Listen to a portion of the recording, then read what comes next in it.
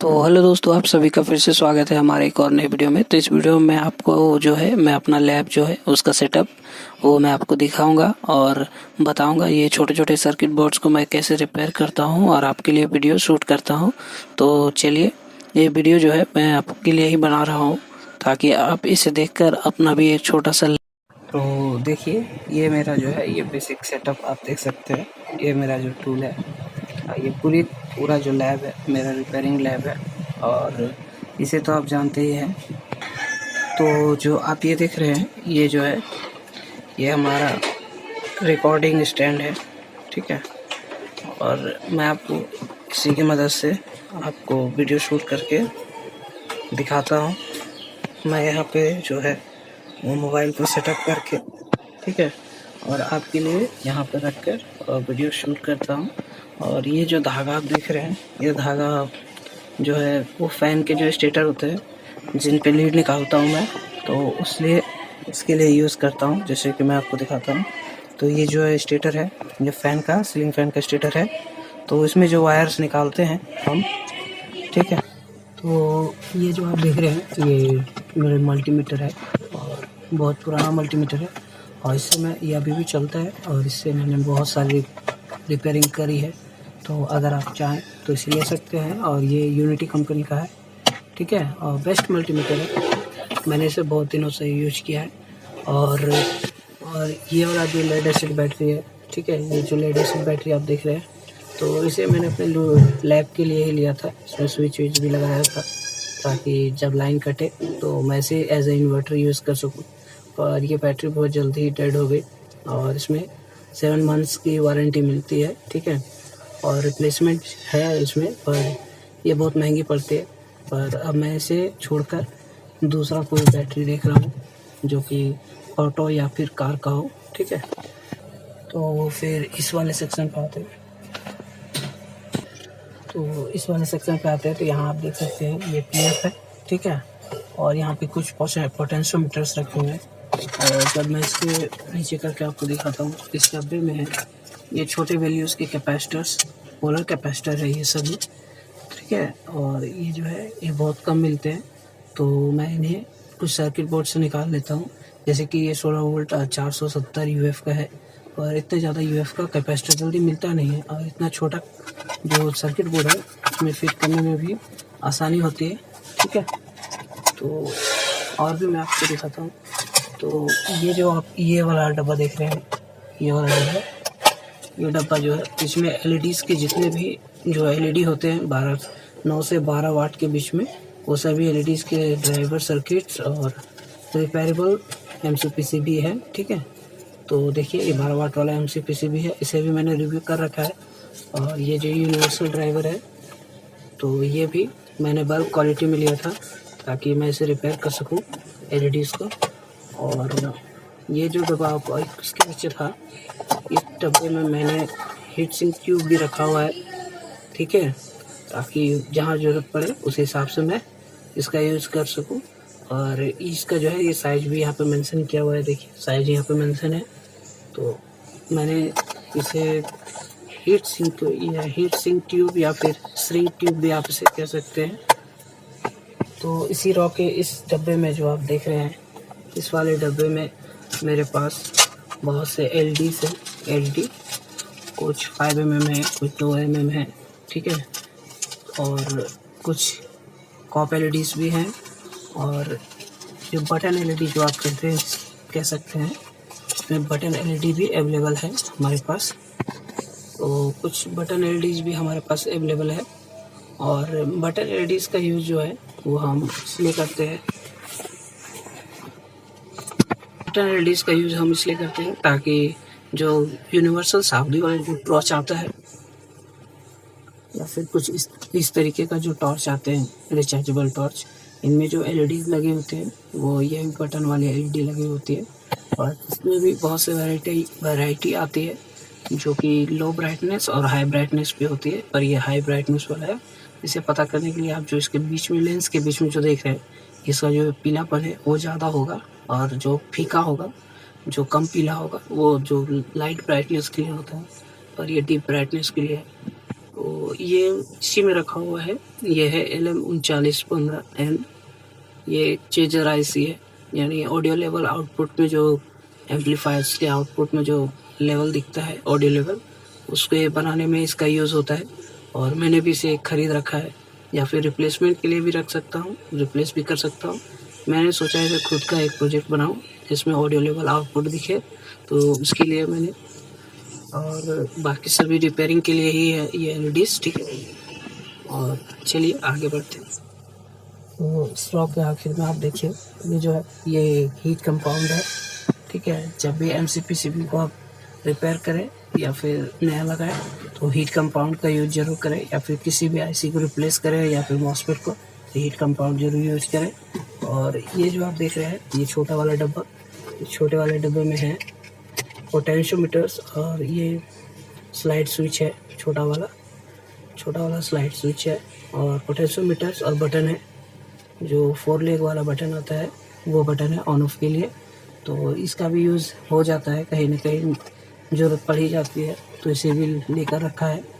और इस वाले वोल्टमीटर का रिव्यू मैं दे चुका हूँ, और ये अभी फ़िलहाल वर्किंग में भी है। देखिए ये जो है अभी फ़िलहाल वर्किंग में है।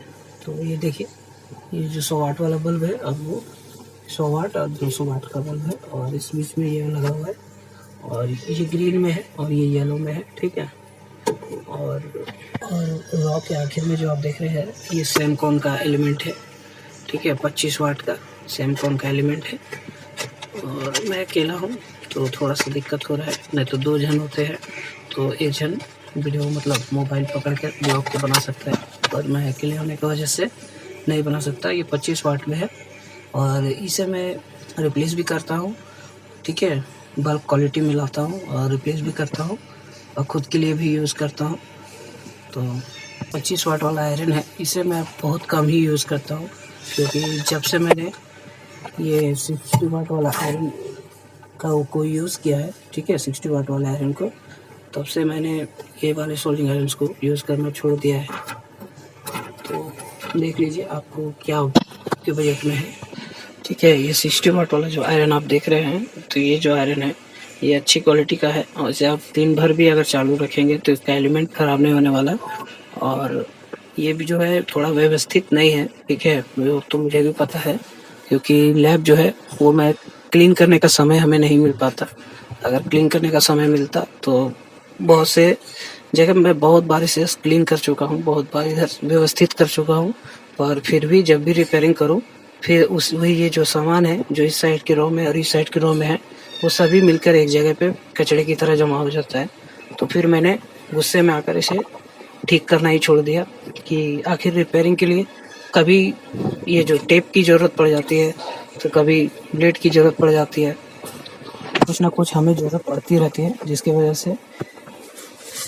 तो ये जो BLDC फ़ैन है, इससे भी मैंने आपको जो स्मोक के लिए जो है जो सराउंडिंग फ्लक्स का जो डेंजरस स्मोक होता है उसे निकालने के लिए मैंने आपको एक प्रोजेक्ट बनाकर दिखाया था, और इसकी जो पोलैरिटी है वो गलत लगने की वजह से इसका जो ये हॉल सेंसर है वो जल गया है, ठीक है।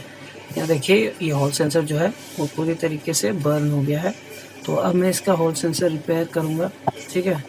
और देखता हूँ हमारे पास अगर छोटा सा कोई BLDC फ़ैन होगा, एग्जॉस्ट फ़ैन, तो उसकी जगह पे मैं उसका जो हॉल सेंसर है वो निकाल कर दूसरा लगाऊंगा।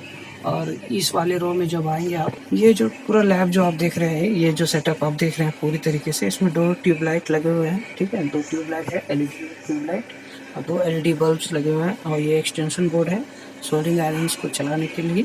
और ये जो सीरीज लाइट, ये सीरीज बोर्ड है, इसका यूज़ मैं LED रिपेयरिंग के लिए ही करता हूँ ज़्यादातर, और फ़ैन रिपेयरिंग के लिए। पर यहाँ पे जो ये है मैं छोटे सामान को ज़्यादा रिपेयर करता हूँ, और जितने भी बड़े सामान होते हैं वो मैं इस टूल पे रिपेयर करता हूँ। फ़िलहाल ये गंदा है और दिक्कत है इसमें, पर मैं इसे साफ़ करूँगा।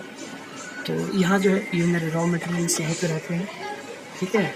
इसमें जितने रॉ मटेरियल्स है वो मैं इसमें रखता हूँ, और इस टूल के ऊपर में जो सामान व्यवस्थित है, ये जो है इस टूल का रिव्यू मैंने आपको पहले ही दे रखा है, ठीक है। ये थिनर है, पेट्रोल है, या फिर सोल्डरिंग प्लग्स भी आप कह सकते हैं, और AT7000 है, ठीक है। तो सिलिकॉन डिस्प्ले चिपकाने के लिए आता है मोबाइल का, उसका रिव्यू है। और इसके जस्ट पीछे जो बोर्ड आप देख रहे हैं, ये बोर्ड है और ये बंद है। मैं इसे आपको चालू करके दिखाता हूँ। तो देखिए, ये जो बोर्ड है, इससे इस लैब को आउटपुट मिलती है 203 वोल्ट और 0.200 मिली एम्पेयर के लगभग में एसी आउटपुट होता है इसमें। ये वोल्ट मीटर और एम्पेयर मीटर दोनों है। और ये जो है, ये अपकमिंग प्रोजेक्ट है मेरे लिए, और मैं इसे आपको बनाकर दिखाऊंगा। इसका वीडियो भी मैंने रिकॉर्ड किया है, ठीक है। ये लैब बेंच पावर सप्लाई है। और अब नीचे आते हैं। ये तो मेरे बेसिक इलेक्ट्रॉनिक्स रिपेयरिंग के लिए ये लैब है, और जो मेन हार्डवेयर और इलेक्ट्रिकल के लिए है वो यहाँ आप नीचे देख सकते हैं। एक फ़ैन है, ठीक है, और ये पूरी तरीके से रिपेयर हो चुका है। और इसकी रिपेयरिंग का अभी जो वीडियो है वो मैंने बनाया है, ठीक है, वो मैं जल्दी चैनल पर डालूँगा। और इसके नीचे ना ही देखे तो बेहतर है, चारों तरफ डस्ट और स्क्रैप ही रखा हुआ है। और ये नीचे जो रखा हुआ है, ये 700 वाट का एक ड्रिल मशीन है, हैमर ड्रिल, ठीक है। और इधर वाले रॉ को तो दिखाई दिया।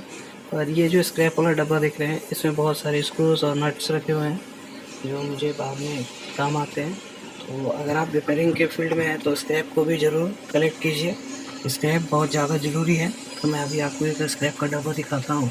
तो इसके जस्ट नीचे आप जो देख रहे हैं, ये पूरा स्क्रैप का डब्बा है, ठीक है। और ये मैं कबाड़ी वाले से खरीद लेता हूँ, और जो छोटे छोटे पार्ट्स होते हैं वो मैं निकाल कर और बाकी से रख देता हूँ, ठीक है। बाकी जो लैब का जो सेटअप है वो मैंने आपको दिखाया है, और आपको कैसा लगा। और हाँ, ये जो आप पीला वाला जो ऊपर में साइड में जो देख रहे हैं, ये वाला, ये मल्टीमीटर के लिए होल्डर बनाया था मैंने, ताकि मल्टीमीटर को वहाँ होल्ड कर सकूँ। पर बार बार ज़रूरत पड़ने पर मल्टीमीटर यहीं पर रह जाता है, वहाँ लगाने की कभी ज़रूरत ही नहीं पड़ी। पर मैंने उसे क्यों लगाया मुझे भी पता नहीं, पर ठीक है, रहने दीजिए, कभी ना कभी तो काम आएगा ही।